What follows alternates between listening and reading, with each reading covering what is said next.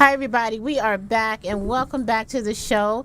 You are sitting in on a Black History Month celebration, and again, without further ado, I'd like to first of all say thank you to APT Tours, because as we continue to go forward in Africa, in this African American celebration, which is really cross-cultural, we are really doing something really special by putting together a very important component, and that is giving everybody an opportunity to visit the motherland. So in July, everybody get ready, because we will be going to Dubai and we will be going to Africa. So we'll be talking about that again as we go through the show. And today we actually have Dr. Boykin with us, who is actually heading this whole campaign regarding Africa, and he will be on with us today.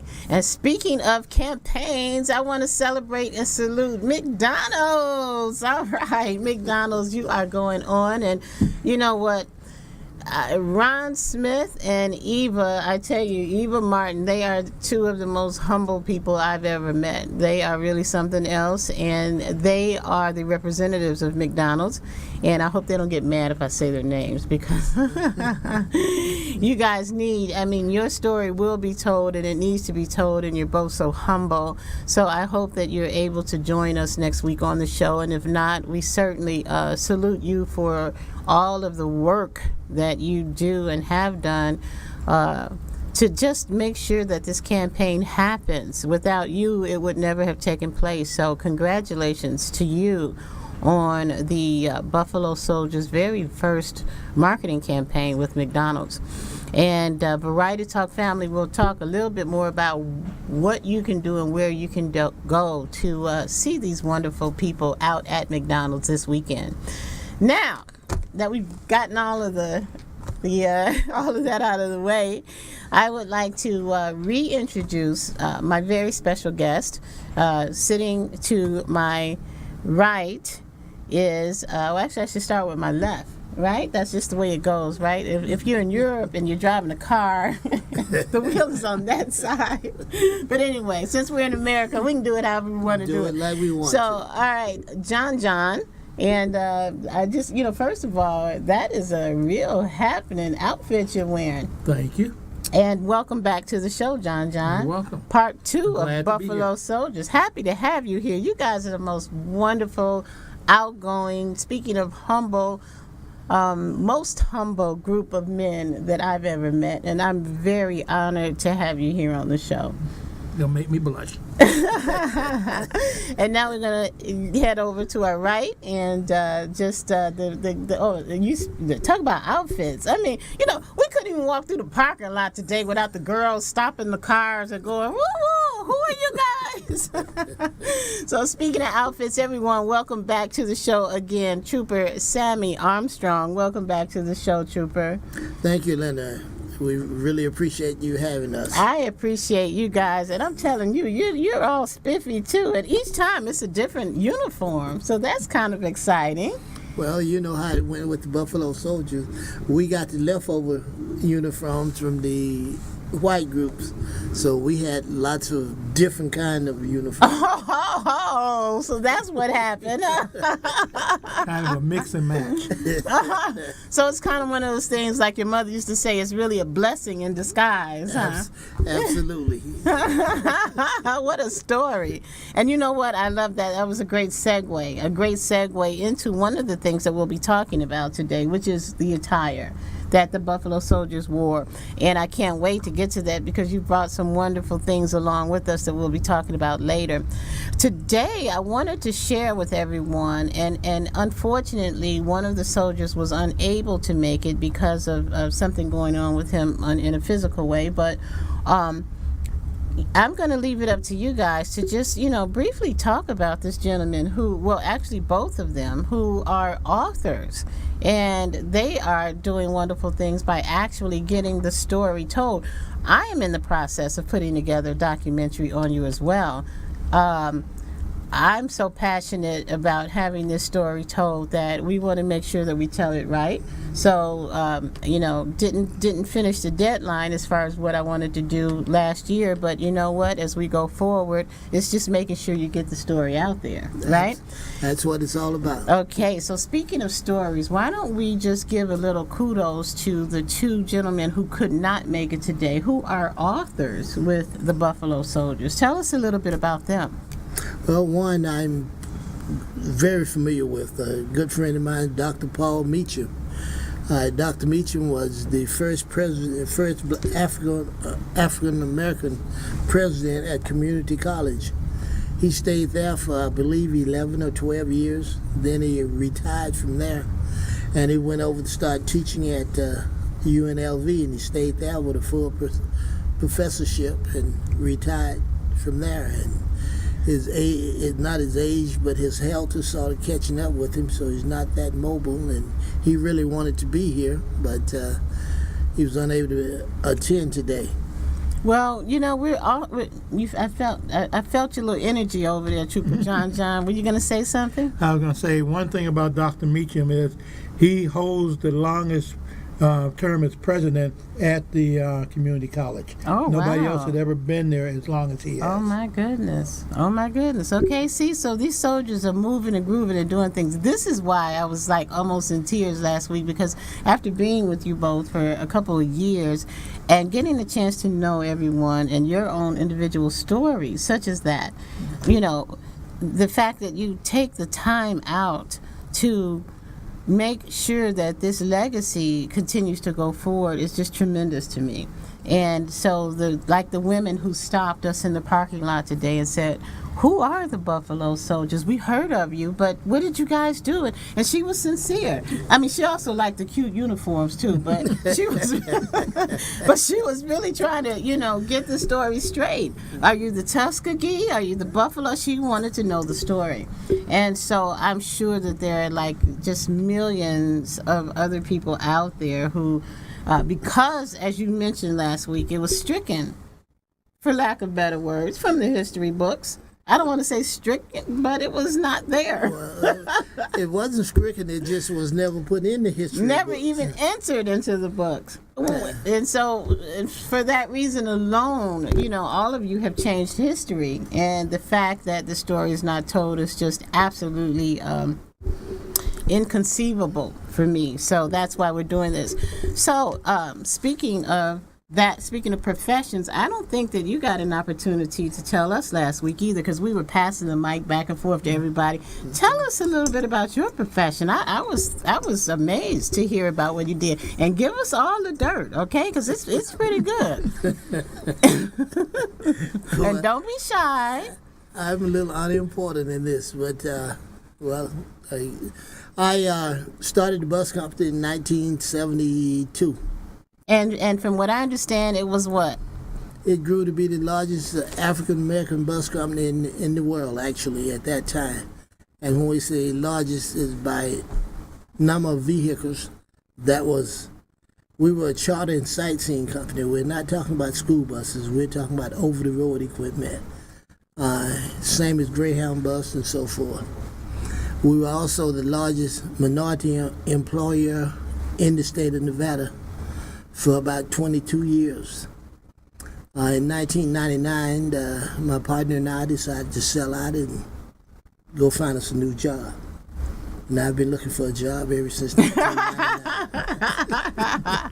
Oh, you know what? That was a wonderful story and hilarious too. Very cute, because we know that you are retired and enjoying your life here in Las Vegas, and you also, like Trooper Keith, have a beautiful stables with horses, and I just admire all of you so much. I just think that that's just so awesome what you're doing. And how about yourself, Trooper John John? Yeah, after his story, I don't have much to say.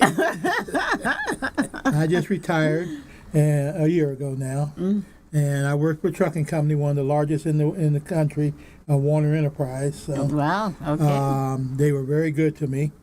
I stayed there for 28 years. Wow, see, And longevity. before then, I was a firefighter with the city of Phoenix. Oh my gosh, look at you guys. See, I mean, So I'm drawing double retirements. wow. Boy, aren't you a happy camper? I got 2 happy campers right here. One of them, nobody's hurting here, So that's really wonderful, you guys. I think it's just so awesome and so incredible. What was that? You got to get him to tell his profession before the firefighters. So you still being a little modest. Busted. You got busted. Well, I've done a little bit of everything. Okay. So tell us. I don't know which one he's talking about. I'm talking about Vietnam. No, I was in the military yeah. for several years, and I was with 5th Special Forces over there working in the jungles, playing around in the jungles. So that was That's a lot of playing. just something that Uncle Sam did. I got drafted, but decided I wanted to go full time. I thought the Army's where I needed to be at. I don't know why, but I re-enlisted and stayed there. A total of about 10 years in the military. Wow. So, okay, I've got a question for you and a question for you. And since we're on you, tell us, as a soldier and one who is representing the Buffalo Soldiers and having actually been in combat in one of the most useless wars that existed, but the fact that so many people came back no longer the same ever. What does it mean to you to be a Buffalo Soldier? Well, I love the Buffalo Soldiers, first of all. I didn't really do a lot with the Buffalo Soldiers or know a lot about them until I got with Sammy and I just moved to Vegas. And a friend of his and mine named Jerome Fry, who has since passed away, was part of the Thunderbirds. Wow, okay. He was crew chief on Bird Number 1. He's the one that introduced me to Buffalo Soldiers. And I have been very proud to be with the Buffalo Soldiers. I have started as a plane trooper and have moved my way up to vice president here. And I go out every day representing Buffalo Soldiers. Everywhere I go, I hand out my business cards. I've talked to more people about what the Buffalo Soldiers mean to not just the blacks, but to the whites, the Hispanic, everybody.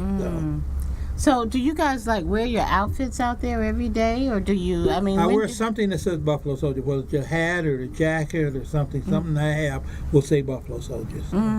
That is just so touching, and to hear how you worked your way into the ranks as far as being vice president and just. All of that. So that's how meaningful it is to you. Yeah. Were you out there on the front lines of Vietnam? As close as you could get to the front lines. I went in before people even knew we were in Vietnam, 61. And I worked as an advisor to the ROC Army, which was the Korean Army. So. Wow, an advisor to the ROC Army. Yeah. So, you know what? Even having African Americans as advisors at that point was a big deal. Yeah. So, you guys are just top of the line all the way, and no matter what you can say or do, you guys are top of the line. Go ahead, what were you going to say? A lot of people don't realize, I say Special Forces, but they don't realize we are the Green Berets. Oh, Special Forces no Green kidding. Berets, See, thank you for not being so modest, because that one just got right past me. That is amazing. Oh, wow. No kidding. That is amazing. So Green Berets, now, we all know about Green Berets. Right. So give us one, if you can remember, one incident that's just off the charts, Green Beret style. One incident. That's hard to just break down. I can imagine. I can imagine. The thing that I found different with what I did is being an advisor on the assignment to the Korean ROC Army.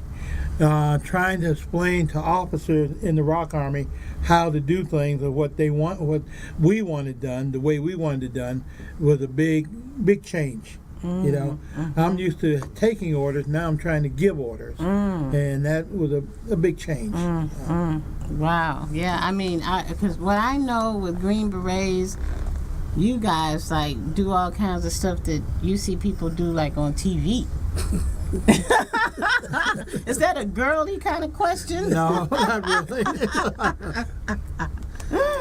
My daughters basically said the same thing. Yeah. So, I mean, that's pretty exciting. So, Trooper Sammy, how about yourself? Did you serve? But even though my question for you is a little different, it's about that bus line that I'm so I intrigued did. about. I did not serve. Okay, well, you served in humanity, and you served as being a living example in the community. The largest African American bus line in the world. What is your strongest and most fondest memory in regards to that? My strongest and most fond memory. Yeah, I mean, what sticks out in your mind? Because that's pretty darn powerful. And I can imagine, I'm just helping you as you kind of think about your answer, just the fact that as you did this for how many years? 20, 30 years? 28. It became a part of you. It was a part of you. So you just went on as a natural person. But I would imagine back, you're talking 3 decades, so still there's a lot of that glass ceiling thing going on and just breaking the barriers going on. So I would imagine that you probably had to do a lot of initiating and a lot of things that normal people just wouldn't consider doing. Let's go back to your first question. My fondest memory is that there are kids, young men and women in the state of Nevada right now and other states that we groomed. We sent them to college. We've got accountants, we've got lawyers, politicians, FBI agents, airplane pilots, people that we either sponsored going to college or their parents worked for us. At one time, probably one out of every 3 black Americans in Las Vegas worked at my company at one time. And our office was in the black neighborhood, and we spent money in the black neighborhood, and it got to be a neighborhood business. Got to the point that we didn't consider it owned by Doug McCain and Sammy Armstrong. It was owned by Las Vegas. And we have people that have been out of the business since 1998 and still have people walk up and say hello and thank you for what you did. Wow. Now that's pretty commendable. That is commendable. We're going to go ahead and take a quick station break because why? We have to. So everybody, thank you for joining us. You are sitting in on a part 2 of... is this part 2? It's been a long day. Part 2 of the Buffalo Soldiers. This is Black History Month, and I am your host, Lady Linda. We will be right back. Stay tuned.